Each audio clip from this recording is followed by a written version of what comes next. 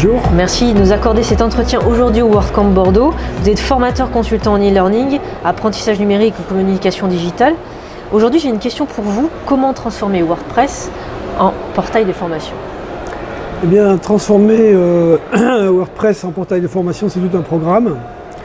La principale entrée, c'est le C de Content, puisque WordPress a un Content Management System. Et les contenus, maintenant, c'est ce qui intéresse les gens. Les formations du XXe siècle ont évolué. Et maintenant, on rentre par les contenus, c'est-à-dire une vidéo, une carte heuristique, un Storify. Donc tous ces contenus qui peuvent être intégrés dans WordPress, à mon sens, c'est sa force en tant que portail de formation.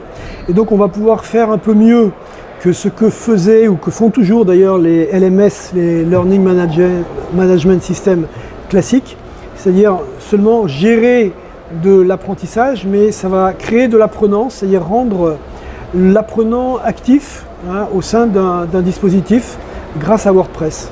Alors, de quelle manière on peut utiliser WordPress en LMS? Alors, il y a en gros 4 approches que j'ai disons définies. La première, c'est ce que j'appelle une approche simplifiée, c'est-à-dire en partant de WordPress tel qu'il est et en ajoutant très peu de plugins, mais en se basant sur l'architecture de contenu de WordPress pour l'adapter à notre dispositif, c'est-à-dire utiliser les pages, utiliser les articles, utiliser les taxonomies, les catégories, etc. de WordPress pour élaborer son architecture de formation et le dispositif. La deuxième, c'est d'utiliser des plugins spécifiques qui vont permettre de restreindre les contenus et d'inscrire les apprenants et de suivre les apprenants, d'accompagner les apprenants. Ça peut être aussi intégrer les outils, par exemple WooCommerce, pour permettre la vente en ligne. La troisième approche, ça va être utiliser des outils déjà tout faits, c'est-à-dire ce qu'on appelle des plugins LMS qui existent déjà, ou bien des thèmes de formation qui sont déjà conçus pour la formation.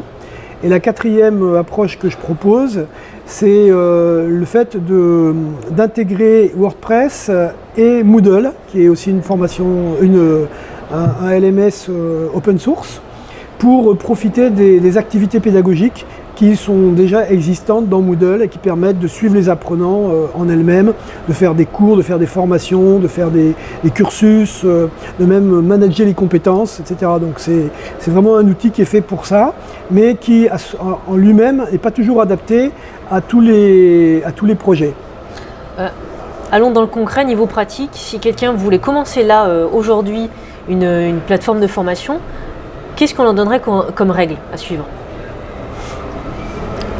Eh bien, à mon sens, déjà, il faut que la personne cadre son projet, c'est-à-dire qu'elle définisse, bien sûr, ses objectifs de formation, quel type de contenu, comment elle va scénariser ses contenus, en fonction de ses publics.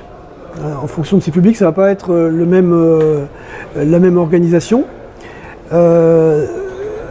Donc la première chose, c'est ça, c'est de définir son architecture. Après, la deuxième étape, ça va être de définir le dispositif en lui-même et toutes les composantes à la fois pédagogiques et techniques. Et la quatrième étape, ça va être de fixer un plan de travail pour bien, dans le temps, scénariser, disons, tous les aspects techniques et humains qu'il va falloir inscrire, donc les formations qu'il va falloir faire pour les équipes, et puis les plugins qu'il va falloir intégrer, qu'il va falloir tester, qu'il va falloir acheter, etc. Selon vous, pourquoi il y a de plus en plus un besoin de plateformes de formation? Eh bien parce que, à mon sens, maintenant, il y a ce concept d'apprenance qui émerge, qui n'existait pas avant. C'est-à-dire qu'avant, un apprenant, c'était un élève ou un étudiant qui recevait un enseignement.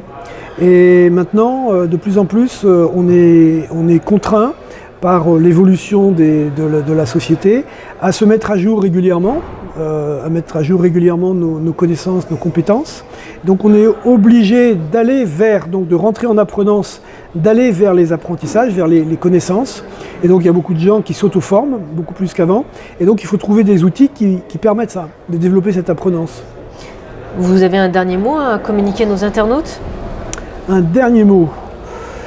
Eh bien, qu'avec WordPress en tant que portail de formation, on peut soit utiliser la vitamine C contenue de WordPress dont je vous parlais tout à l'heure, soit avoir des outils tout cuits, clés en main, qui permettent déjà de le transformer en portail de formation, mais que ce choix-là, il va devoir être bien réfléchi à l'avance pour savoir quel est le contexte, quelle est la solution qui nous convient.